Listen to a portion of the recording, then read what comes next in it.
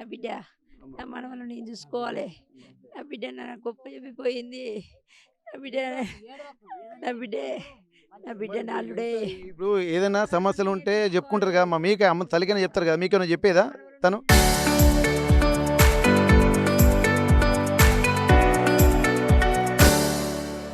చూసుకోవాలి. నా మనవలు నేనే చూసుకోవాలి. ఇప్పుడు అట్లా కదమ్మా, ఇన్ని సమస్యల సంఘటన ఇప్పుడు 4 ఏళ్ల నుంచి వీళ్ళకు కొంత ఫ్రెండ్షిప్ ఉంది అదని చెప్పి అంటున్నారు. మరి తల్లిదండ్రులు కూడా కొన్ని కష్ట సుఖాలు పంచుకుంటారు కదా, మీకేమైనా చెప్పిందా శిరీష? బిడ్డ ఒకసారి పోయినా, పోతే వాళ్ళు ఇట్లా నా చిన్న బిడ్డ నేను పోయినాం. పోతే ఇట్లా యేసుప్రభుల మతం మారాలి అంటుర్రట నా బిడ్డను. నా బిడ్డ ఎవరి మాట చెప్తే వాళ్ళ మాట వింటది.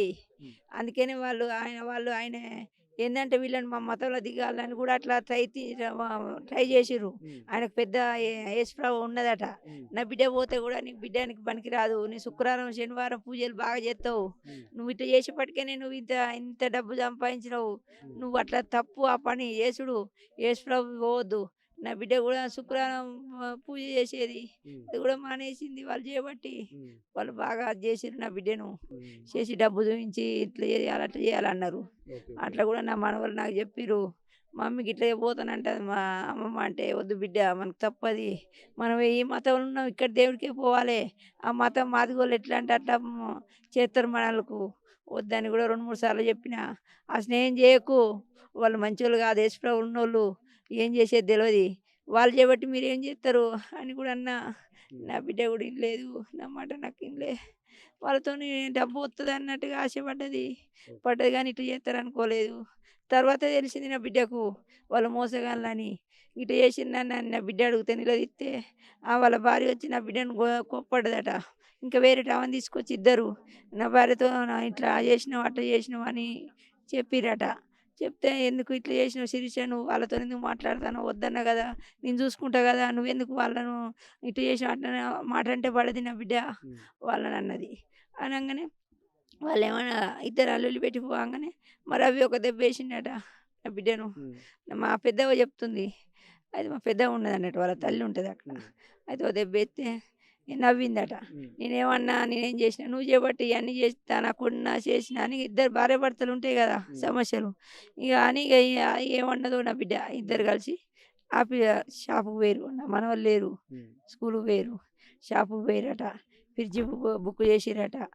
ఆడ ఆడ అక్కడ ఉన్న వాళ్ళు తెలిసిన వాళ్ళు కూడా షాప్ కాడ వేరు, రూమ్ కూడా చూసుకుందాం, ఇక్కడ పెద్ద ఇబ్బంది అవుతుంది వీళ్ళతోని. ఆయనకి ఏమనిపించింది, ఇక ఇబ్బంది అయితే రూమ్ తీసి చూసుకున్నారట. రూమ్ ఖాళీ చేసేసుకుని వేరే రూమ్కి వెళ్దామని, వెళ్ళిపోదాం మనం, ఇక్కడ వద్దు, వీళ్ళ టార్చర్ భరించలేక వెళ్ళిపోదాం అన్నారట. అంతా వచ్చినాక సామాన్ అంతా మధ్యాహ్నం వీళ్ళు రాకముందే వచ్చిర్రట, పొద్దున్నే 1ంటికి వచ్చిర్రట. సామాన్ అంతా చదిరిరు, ఒక 5-6 మూటలు చదిరి ఆడ పెట్టింది. పెట్టినాక మళ్ళీ ఏమనిపించిందో మళ్ళీ బయటికి వెళ్ళిరట. అవి ఆడ పెట్టిర్రు, బయటికి వెళ్ళిర్రు. నాకు బిడ్డ గిన్నెలు కూడా తోమలే, ఎక్కడి అక్కడనే ఉన్నది, నా బిడ్డ నిలబడతలేదు ఇంట్లో. దానికి ఏమనిపిస్తుందో బయటికి వెళ్ళింది. బయటికి వెళ్ళి మరి ఎక్కడెక్కడ పోయిరో మళ్ళీ నేను 9 గంటలకు ఫోన్ చేసిన. నేను చేసిన 9 గంటలకు, 4:30కు చేసిందట నాకు. చేస్తే నేను ఎత్తలే, బయట కూర్చున్నా. మళ్ళీ మా ఆయన 6:30కు వచ్చిండు. శిరీష ఫోన్ చేసింది, ఎత్తలేవాట, నాకు చేసింది అని అన్నాడు. మళ్ళీ చేసిన నేను 9:15 అవుతుంది. బిడ్డ మరి ఏమైంది, ఫోన్ చేసిన వాట ఎందుకు బిడ్డ అన్న. పోయినసారి చేసిన ఎత్తలేవేందే అన్నది.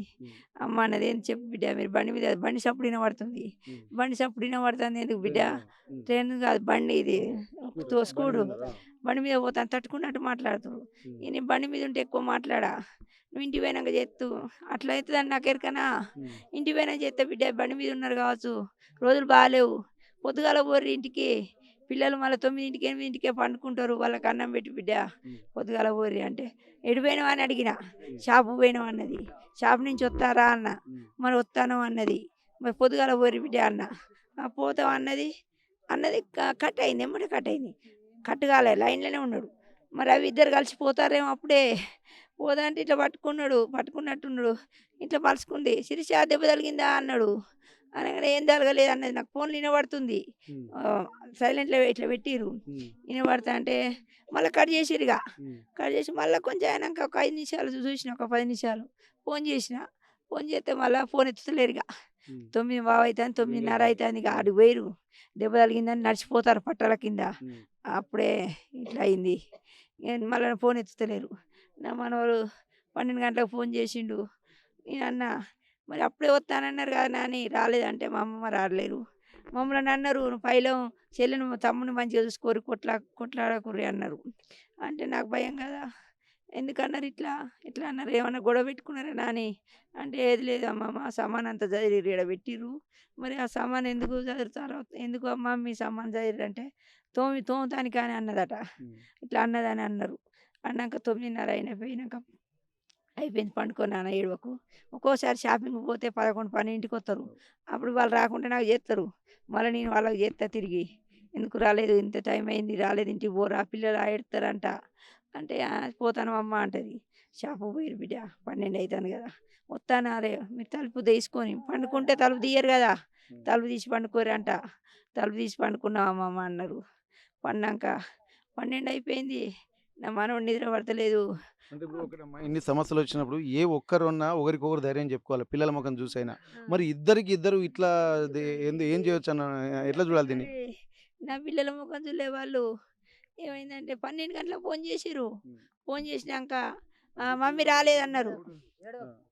మమ్మీ రాలేదన్నారు. రాలేదంటే నేను చేస్తా బిడ్డ అనిల్‌కి చేస్తా. అనిల్ అంటే ఈ అబ్బాయి ఆడుంటాడు. నా బిడ్డ కాడుంటాడు అప్పుడప్పుడు. అయితే అనిల్‌కి చేస్తా. అనిల్ అయితే ఏది తెలుస్తది. ఆయనకు తెలుస్తదని నేనన్నా. అంటే ఈ అబ్బాయికి ఫోన్ చేసినాం మేము 12 గంటలకు ఫోన్ చేసినా. మా ఈ శిరీష ఈ బాబాయ్ కనపడతలేరట బిడ్డ.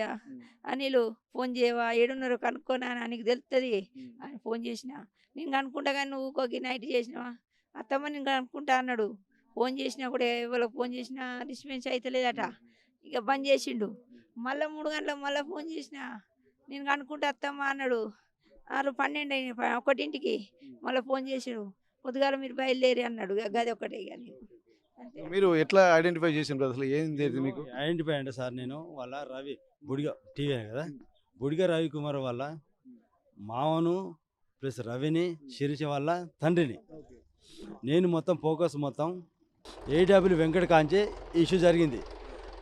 ఇంతవరకు నా బిడ్డ అయినా నా బిడ్డ శిరీష అయినా నా అల్లుడు రవికుమార్ అయినా ఎలాంటి ముళ్ళు ఆడకుండా బతికిన మనుషులు ఓరో లేక వాడు ఏదో ఫ్రెండ్షిప్ వాళ్ళ భార్యతో ఫ్రెండ్షిప్ చేయించి 21లో ఉన్నది నా కుంటూరులో 2021లో ఉన్నది నా బిడ్డ శిరీష బుడిగ రవికుమార్. 2021లో కొన్నారు ఇల్లు. ఒక రూపవేశానికి అన్నీ మాకు ఎరికే. 21 ఉన్నాడు వీడు. 22లో 23లో వచ్చిండు. ఎవడు? ఏడబ్ల్యూ వెంకట్ వచ్చిండు వీడు. ఇక వీళ్ళు మంచిగా బతారు అజ్జెత్తురు కష్టకడతారు బిడ్డ అందంగా ఉంది అది అని అగరా కష్టకడని ఏదో ఫ్రెండ్షిప్ చేసింది. ఎవరు? ఇది ఆంధ్రది అంటున్నా నేను. ఏడబ్ల్యూ వెంకట వాళ్ళ భార్య ఆంధ్రది ఎస్సీ వాళ్ళ కిచెన్ ఫ్రెండ్షిప్ చేసి అది చేసి నాకు ఇవ్వలేరు ఏం కదా. కొత్తగా వచ్చింది కాలనీ కొత్తగా వచ్చింది. ఈమె వీళ్ళ తర్వాతనే నా బిడ్డ తర్వాతనే వాళ్ళు వచ్చిర్రు. నా బిడ్డ కొన్నప్పుడు ఆ ఇల్లే లేదు. నా బిడ్డ కొన్నప్పుడు ఆ బిల్డింగే లేదు, ఆ కాలనీ లేదు, ఇంటి ముందు ఇల్లే లేదు. వాళ్ళ తర్వాత కొన్నారు. ఇక వీళ్ళు పాత వాళ్ళని ఏదో ఫ్రెండ్షిప్ చేసింది.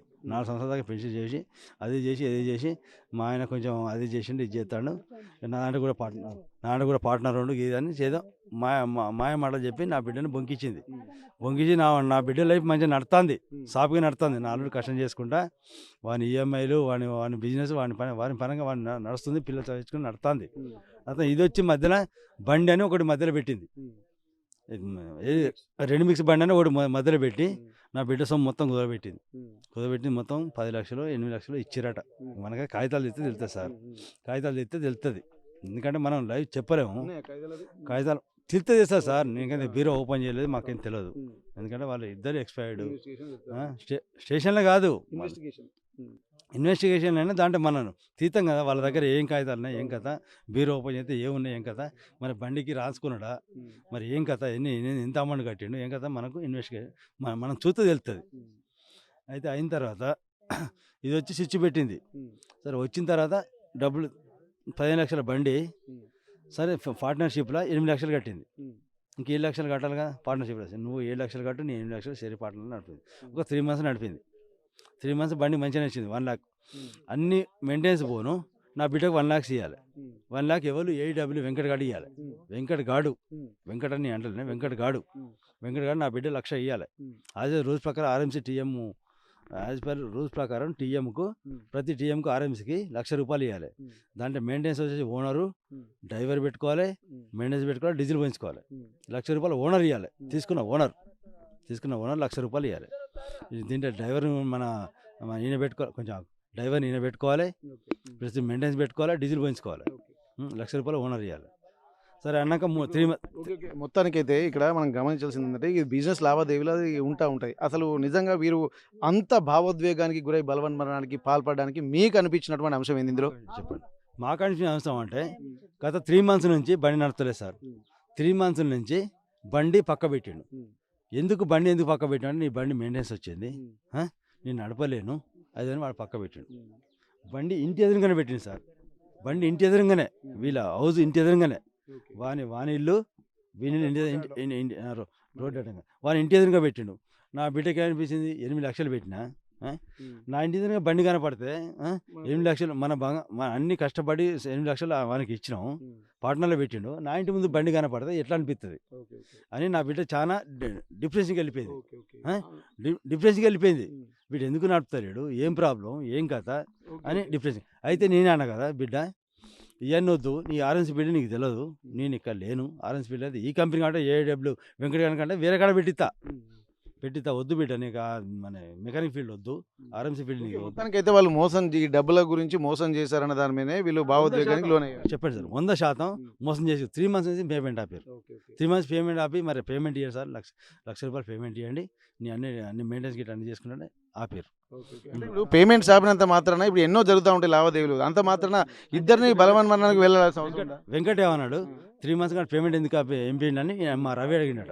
రవికుమార్ కొంచెం బుడిగా రవికుమార్ అడిగిండట, పేమెంట్స్ ఎందుకు ఆపినా ఓనర్ అంటే బండి పార్ట్నర్షిప్లో ఎందుకు ఆపినామంటే, నాకు వేరే 4 కోట్ల అప్పు ఉంది, నా 4 కోట్ల లావాదేవీలు, నాకు 4 కోట్లు రాలేదు, అది ఇచ్చి నాకు ఇస్తా అని అన్నాడు. ఇట్లా మినిమం 3 months నుంచి జరుపుతున్నట. 3 months నుంచి జరుపుతున్నట.